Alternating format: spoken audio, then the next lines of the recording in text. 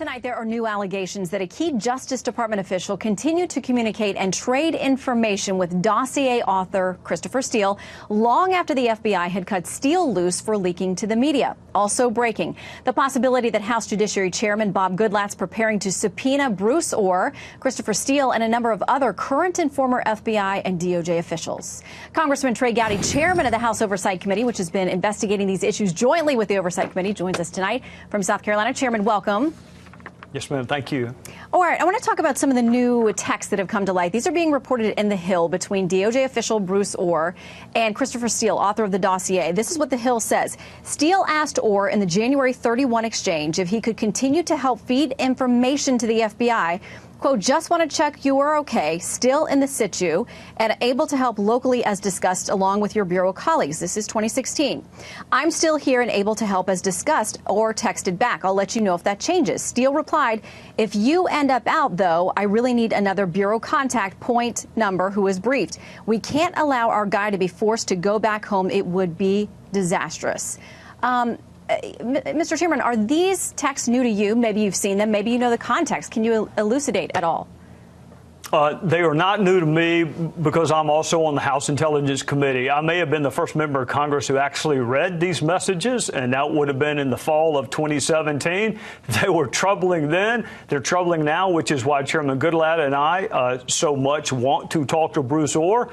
I think HIPSI, House Intel, wanted to talk to Bruce Ohr, but that investigation got wound down and then transferred over to Chairman Goodlatte and myself. I mean, think about Chris Steele, who has been dismissed from the FBI because he cannot follow their rules and regulations, and he's communicating with someone in the Department of Justice who, by the way, Shannon, is not involved in this investigation.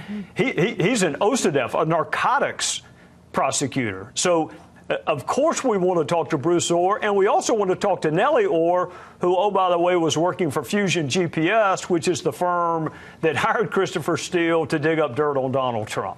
Yeah, do you, and my understanding is the list of names I'm seeing tonight are Bruce Ohr, Nellie Ohr, Fusion GPS founder Glenn Simpson, other FBI and DOJ officials, current and former. Will they be subpoenaed, do you know, and when would you hope to hear from them? Well, there are two categories. Those that work for government now, we should not have to subpoena them. We should do what Bob and I did weeks ago, which is send the list over to the Department of Justice. These are your employees that we want to talk to. So far, that has fallen on deaf ears. Chairman Goodlatte's a very patient man, but we have run out of patience. I talked to him yesterday at length. They either need to set this for a date certain or there will be a subpoena issued. The Speaker will back it up. Goodlatte will back it up. The House will back it up. There is no reason not to make him available for a deposition or transcribed interview. Well, I think a lot of folks would like to know, and I'm sure you're chief among them, about what it means. Are you still able to help us when Steele is talking to Ohr? I want to also, though, get to other questions involving the Mueller investigation, because now there's this back and forth about agreeing to some conditions for the president to sit down. He seems jonesing for the chance to do it. Everyone in the legal world is telling him not to. Harry Littman, a very well-known constitutional lawyer, says this in the Washington Post: enough is enough. It is time to subpoena the president. Mueller's been extraordinarily deferential and patient, while Trump and his representatives engaged in their scarcely credible gamesmanship. It's become increasingly apparent that neither Trump nor anyone in his orbit has any interest in answering Mueller's questions. In a word, they are playing Mueller and in the process playing the country. First, do you think that they will subpoena the president? And second, if it gets to the Supreme Court, how does this go? If they subpoena the president, there'll be a motion to quash, and our grandkids may be having this conversation. It would take a while to litigate it. The reason I'm smiling, Shannon, is I was on a committee that sent some questions in writing to President Obama. They were really important questions to the family members of 4 people who were killed. I'm not even sure he even opened the envelope. So where this newfound outrage is that presidents won't answer legitimate inquiries from either that branch or another branch, I am on record as saying this. President Trump can get much better legal counsel than what I can provide him. And it's been a while since I had my Miranda warnings read to me, but I'm fairly familiar with them, and I think you can stop answering questions whenever you want to. So what I would tell the president, sit down and answer the questions about what, if anything, you know about what Russia did in 2016. and then answer the questions about who, if anyone, did it with them. That's the core jurisdiction of Bob Mueller. Answer those and then don't answer anymore. You don't have to answer a question simply because it's asked. But I think the optics of not answering the collusion, conspiracy, coordination questions aren't great. So if he's open to free legal advice, which is usually worth what you pay for, but I'll try it anyway, answer the questions related to the two core pillars of Mueller's jurisdiction. What did Russia do? Do you know anything about it? My guess is no. With whom, if anyone, did they do it? I think the president has said repeatedly he knew nothing about it. In fact, he told Comey, if anyone on my team did it, I want you to find out, which tells me he doesn't know anything about anyone on his team doing it. Answer the questions and then don't answer the rest of it. I won't ask you to answer when you were last Mirandized. We won't get into that, although I'd love to know.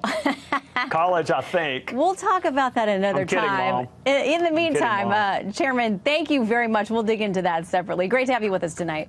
Yes, ma'am. Thank you. Let's bring in today's headliner, Anthony Scaramucci, former White House Communications Director. Anthony, great to see you this morning. Hey, good morning, guys. All right, so you've heard the response. Big news. Yeah, so what do you think about it? Well, listen, I think it's the right strategy. I mean, just talking from the president's legal team, they've got to make sure that it's a very narrow-banded window of questions. They're obviously going to be concerned about the perjury issue. If you were sitting with that legal team right now, you would say the president did absolutely nothing wrong.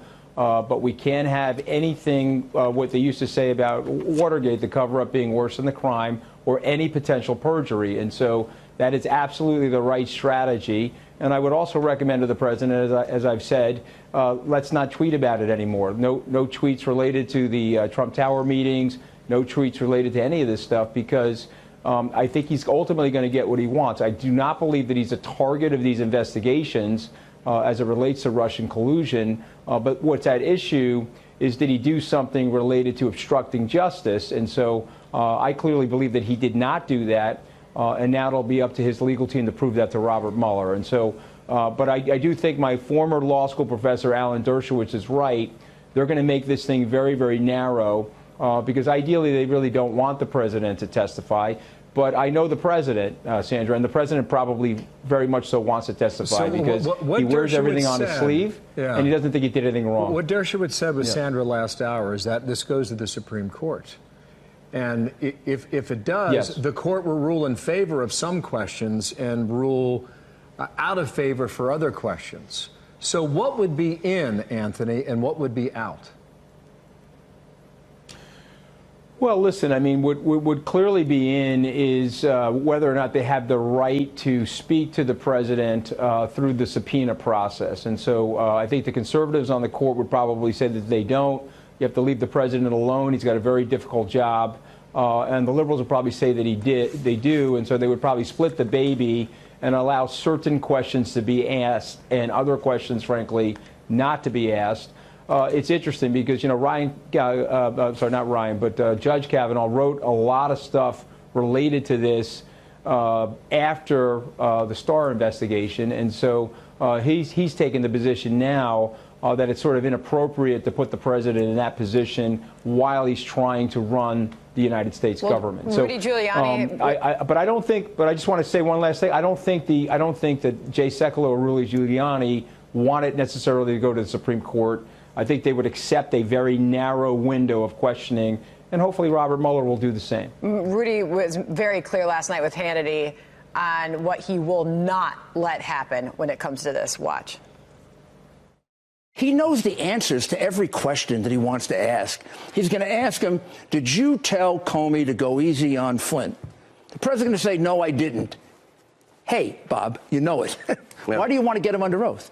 You think we're fools? You want to get him under oath because you want to trap him into perjury. Well, we're not going to let you do that. Anthony? It's about right. Well, listen, I mean, the president is a freewheeling guy. You can just look at the campaign stops. You can look at the way he handled the debates, and you look at the way he's handled a lot of aspects to the presidency. And so, but this is not a freewheeling situation. Okay, this requires a tremendous amount of verbal discipline. It requires a tremendous amount of coaching. And listen, it's got to be very frustrating for the president because he's probably sitting there saying, I've done absolutely nothing wrong. I've got the economy humming. I've got the unemployment numbers at an all-time low. I'm fixing the Korean problem. I'm decimating the Iranians. If you guys would just leave me alone, we've got a roller coaster of winning taking place. And so he's sort of probably upset about the whole thing. Having said that, the locomotion on this thing started after the Comey firing. And hopefully it will conclude soon. And they've got to wrap it up here, hopefully, with a narrow-banded testimony or no testimony. But I really hope it doesn't go to the Supreme Court, guys, because every time something goes to the Supreme Court, it's like lighting another match in the partisan struggle that we have going on in the country right now. A lot of people. Jamil Jaffer now, a former Justice Department attorney and former clerk for Justice Gorsuch. Great to have you today.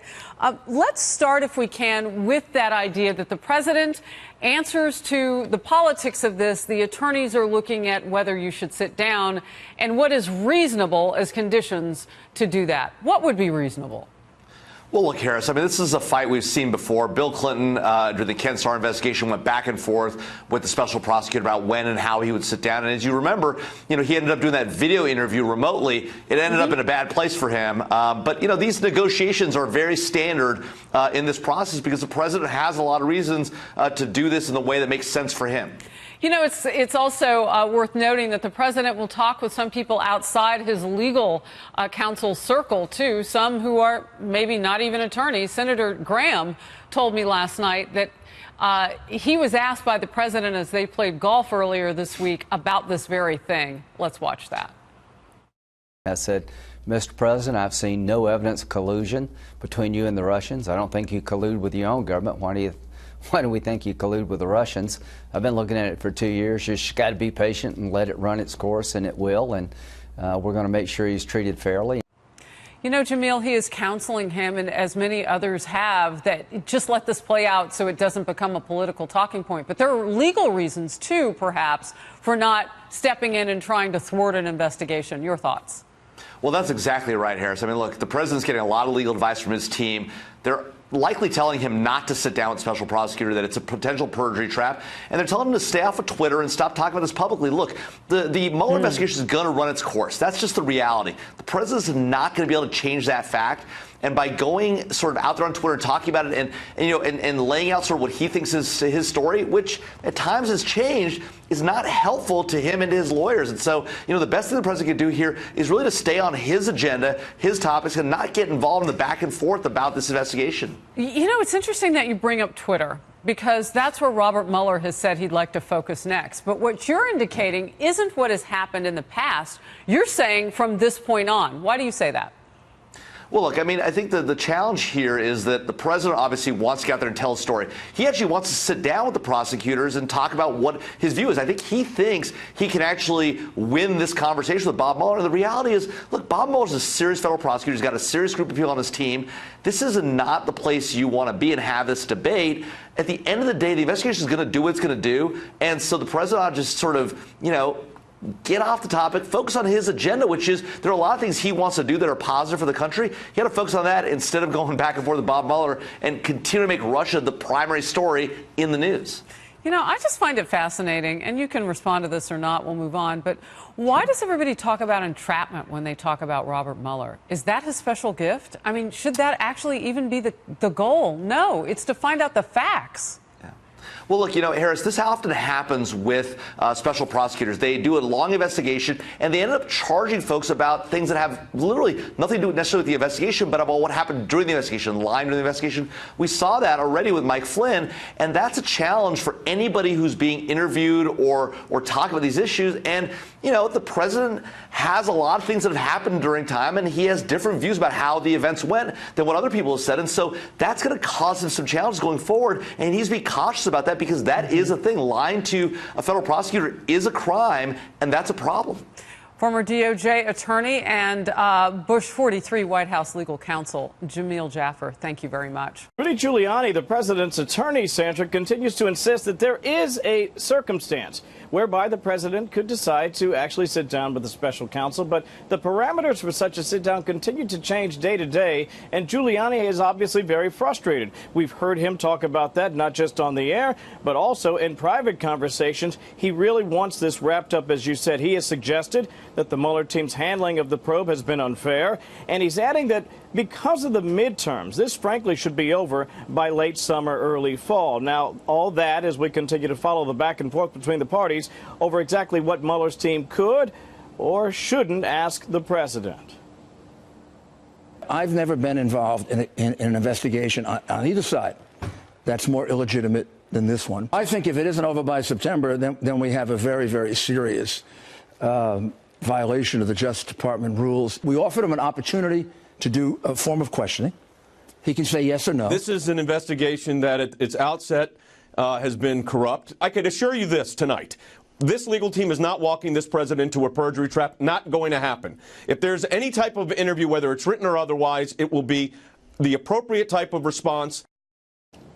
Sandra, the circumstance here is a complicated one in that the president obviously would like to go ahead and make his case.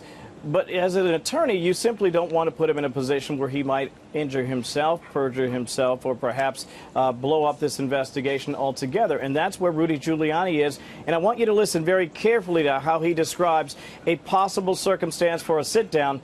He's been pretty clear when he has said, listen, the president could decide to do this, but I'm not so sure they're going to actually let him do that. We'll be watching as it all unfolds.